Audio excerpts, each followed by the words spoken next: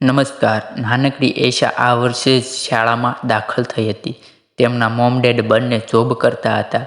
વેનમાં કે રિક્ષામાં આટલી નાની દીકરીને મોકલતા જીવ ન ચાલ્યો.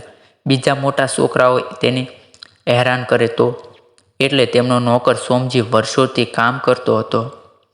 તેની સાથે સાયકલ પર મોકલવાનું નક્કી કર્યું.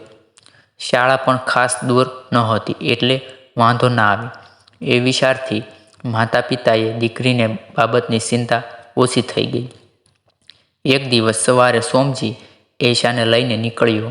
હજી શાળાએ પહોંચે તે પહેલાં જ એક ટુ વ્હીલર બાઇક તેમની આગળ આવીને ઊભું રહ્યું અને તેની સાયકલને આંતરીને ઊભી રાખી.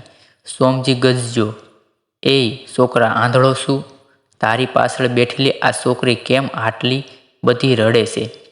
અરે એ બરાબર પકડીને નથી બેસતી એટલે હમણાં બ્રેક મારી ત્યારે પડત એટલે મેં તું ચૂપ. નાની બેના તું કેમ રડે છે? સોમજી મને માર્યું. ખબરદાર, જો આટલા નાના બાળકને ફરી માર્યું તો શું? હવે હું રોજ તારી ચોકી કરીશ. ખસ, ચાલ જવા દે, મારે મોડું થાય છે. આમ તો તોફાનની જેમ આવીને રસ્તા રોકીને શું ઊભો છો?" પછીના દિવસે સોમજી નીકળ્યો એટલે તરત જ તેને યાદ આવ્યું, પેલું તોફાન પાછું આજે આવશે. થોડી વાર તો કોઈ દેખાયું નહીં, પણ શાળા નજીક આવી ત્યારે એશા એકદમ બોલી ઉઠી, "તોફાન ભૈયા, તોફાન ભૈયા, તમારું નામ શું છે?"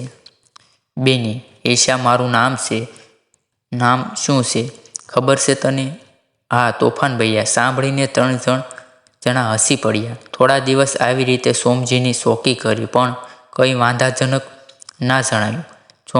સોમજીએ એક દિવસ કહી દીધું, "ભાઈ, આ છોકરી જન્મી ત્યારથી એને રાખું છું." તે દિવસે બ્રેક મારી એનું બેલેન્સ બગડેલું એટલે જરા ગભરાઈને એને ટપલી મારેલી.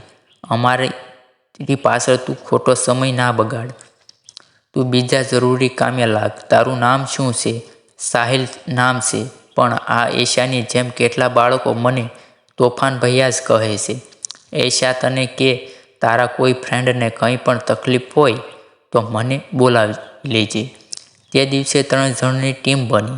સાહિલે બંનેને કહ્યું, "ક્યાંક બાળકો કે વૃદ્ધોને કોઈ હેરાન કરતું હોય તો મને જણાવી દેજો.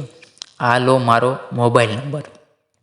પછી એક દિવસ એશા અને તેની બેન સખીઓ શાળા સમય પછી દરવાજા પાસે લેવા આવે તેની રાહ જોઈને ઊભા હતા. એશા પણ સોમજીની રાહ જોઈતી હતી. તેવામાં એક ભાઈ સાયકલ લઈને આવ્યા અને છોકરીઓ પાસે ઊભી રાખીને કહે, "આ સરસ સરસ કેટબરી કોણ ખાવાનું?" એશા બોલી, "મને આપો." "ના ભાઈ, હું તો આ તારી સખીને આપીશ." બધા સાથે બોલ્યા, "કેમ પણ? જુઓ, એણે કેવા સરસ બુટી પહેરી છે." એટલે શું નામ છે તારું?" "હીર." "ચાલો બહાર આવો, તમને કેટબરી આપું." પણ તે સમયે સોમજી આવી પહોંચ્યો. તેણે સાયકલવાળાને જોયો એટલે પેલો સાયકલવાળો, "કાલે તને આપીશ" કહીને જતો રહ્યો. સોમજીને થોડો ખ્યાલ આવ્યો. એણે ત્રણેય સાથે વાત કરીને હકીકત જાણી લીધી અને સાહિલને વાકેફ કર્યો. બીજા દિવસે શું કરવું તેનું પ્લાનિંગ કરી લીધું. આગળના દિવસે જેમ ત્રણેય સખીઓ શાળા છૂટ્યા પછી દરવાજે ઊભી રહીને લેવા આવનારની રાહ જોવા લાગી. થોડી વારમાં પેલો સાયકલવાળો આવ્યો. "ચાલો હીર, તમારી કેડબરી લો." કહીને હીરનો હાથ પકડીને દરવાજાની બહાર થોડે દૂર લઈને ગયો. પછી તેને કેડબરી આપી અને તેના કાનની બુટી કાઢવા માંડી. એક બુટી નીકળી તે સમયે સાહિલ એકદમ તેજ ગાડીથી બાઇક લઈને ત્યાં પહોંચ્યો અને સખત બ્રેક મારી અવાજથી અને એકાએક આવેલા સાહિલને જોઈને પેલો હકાબકા થઈ ગયો. સાહિલ તેની ફેડ પકડીને એક લાફો માર્યો અને તેની પાસેથી બુટી ખેંચી લીધી. સોમજી પણ તેને મેથીપાક આપવામાં સામેલ હતો. છેવટે પેલો ભોંય પર પટકાયો એટલે 3 છોકરીઓ મોટેથી બૂમો પાડવા લાગી, "તોફાન ભૈયા, તોફાન ભૈયા." તે દરમિયાન ત્યાં જમા થયેલું ટોળું પણ છોકરીઓનો સાથ આપીને બોલતું રહ્યું, "તોફાન ભૈયા, તોફાન ભૈયા." સાહિલનું 12મું ધોરણમાં 75% પાસ થયો હતો. તેમણે આગળ ભણવું હતું, પણ માતા પિતાની સ્થિતિ એવી નહોતી કે તેને પૈસા ભરીને કોલેજમાં એડમિશન અપાવી શકે. એટલે તે પિતાને સમોસાની લારી ચલાવવામાં મદદ કરતો હતો. આમ તેને ખાસ ફ્રી સમય પણ મળી રહેતો અને એટલે મળતા સમયનો બને તેટલો સદુપયોગ કેવી રીતે કરી શકાય તે વિચારતો રહેતો. તેને યાદ આવ્યું કે કેવી રીતે પોતે જ્યારે સાવ નાનો શાળાએ જતો ત્યારે નાના ટાબરિયાઓને શાળાના મોટા છોકરાઓ તેમજ આજુબાજુના કેટલાક મલાવી જેવા છોકરાઓ હેરાન કરતા. આ હકીકતથી વાકેફ હતો, એટલે લારીના કામમાંથી થોડો સમય કાઢીને તેના નાના નિશાળીયાઓને મદદ કરવા પ્રયત્ન કરતો અને તેના માટે આજુબાજુની ઘણી ખરી શાળાઓમાં રિસેસના સમયે કે પછી શાળા શરૂ થતાં પહેલાં અથવા છૂટા થવાના સમયે તે કોઈ એક શાળામાં પહોંચી જતો અને બાળકોને મદદ કરતો હતો. એ હંમેશા પોતાના કાકાની જૂની બાઇક લઈને મદદે જતો અને પોતાની આગવી સ્ટાઇલથી એકદમ ફાસ્ટ તોફાનની જેમ ઘટના સ્થળે પહોંચી જતો. એટલે સૌ બાળકો તેને વહાલથી તોફાન ભૈયા કહેતા અને તેની રેડ રંગની રોયલ એલિફન્ટ બાઇકનો ગુડ ગુડ ગુડ ગુડ અવાજ સંભળાય કે તરત જ બાળકો સમજી જતા કે તેમનો તોફાન ભૈયા આવી રહ્યો છે. પોતાની આ કામગીરી બજાવતા સાહિલ વિચારતો કે પોતે બીજી કઈ રીતે સમાજને ઉપયોગી થઈ શકે. અને બાળકો જેવી જ દશા સમાજમાં વૃદ્ધોની પણ હતી. તેઓને પણ ટ્રાફિકના રસ્તાઓ ક્રોસ કરવામાં, વધુ વજન લઈને બસમાં ચડવા ઉતરવામાં તકલીફ પડતી. બાઇક સવારો કેટલી વાર તેમના ગળાની ચેન કે બીજા સોનાના દાગીના ખેંચી લેતા અને તેઓ હેલ્પલેસ, અસહાય થઈ જોઈ રહેતા. આવા સંજોગોમાં રસ્તા પર લોકો જોતા ખરા, પણ પારકી ઝાડોમાં પડવાનું ટાળતા.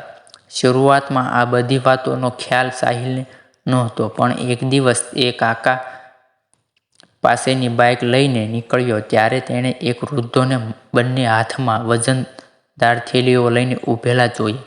તેઓ ક્રોસ કરવા માટે ક્યારના ઊભા હતા. સાહિલને તે જોયું એટલે બાઇક સાઈડમાં મૂકી તેમની પાસે ગયો અને કહ્યું, માડી, હવે લાઈન બંધ છે, ક્રોસ કરી લો ને પણ બેટા, આ બધું લઈને પડીશ તો? સાહિલ પહેલાં તો હસી પડ્યો, પછી કહે, ચાલો માડી, હું તમને ઉતારી જાઉં. સાહિલે તે વૃદ્ધને કાળજીથી બાઇક પર બેસાડીને છેક તેના ઘરે ઉતાર્યા. તે ઘરમાં વૃદ્ધ રસોઈ અને પરસૂણ કામ કરતા હતા. તેમના માલિક બેનને સાહિલને પૂછ્યું, ભાઈ, તું ઘરે દૂરથી મૂકવા આવ્યો છો? ખાસું પેટ્રોલ બળ્યું છે. તું શું કરે છે? સાહિલે પોતાની વાત વિગતવાર જણાવી. પેલા માલિકે બેન તેનાથી પ્રભાવિત થયા. તેમણે સાહિલને પેટ્રોલના પૈસા તો આપ્યા જ, પણ આવા સારા કામો માટે જ્યારે જરૂર પડે ત્યારે કોઈ પણ રીતની મદદ માટે મળવાનું જણાવ્યું. ઉપરાંત તેને કોલેજમાં ભણવાનું પણ નક્કી કર્યું. સાથે સાથે ગરીબો, વૃદ્ધો કેટલીક હાલાકી ભોગવે છે તેનો સિતાર આપ્યો અને તેઓને આ જ રીતે મદદ કરવા પ્રોત્સાહિત કર્યા. આવા સારા કામ કરવા માટે તેમની તમામ આર્થિક મદદ કરવા તૈયાર બતાવી. તેમની સાથે ચર્ચા કરીને સાહિલને જાણે પોતાની કામગીરી માટેની સાચી દિશા મળી અને તાત્કાલિક આર્થિક મદદની જરૂર પડે તેવા સંજોગોમાં તે ધનિક વૃદ્ધનો સાથે છે તે વાતનો સધિયારો પણ મળ્યો. સૌથી વધુ આનંદની વાત એ હતી કે હવે તે આગળ પણ ભણી શકશે. સાહિલ હવે કોલેજમાં ભણતો હતો, સાથે જ સમાજના અબળા નબળા વર્ગની મુશ્કેલીઓમાં મદદગાર બનીને અચૂક પહોંચી જતો.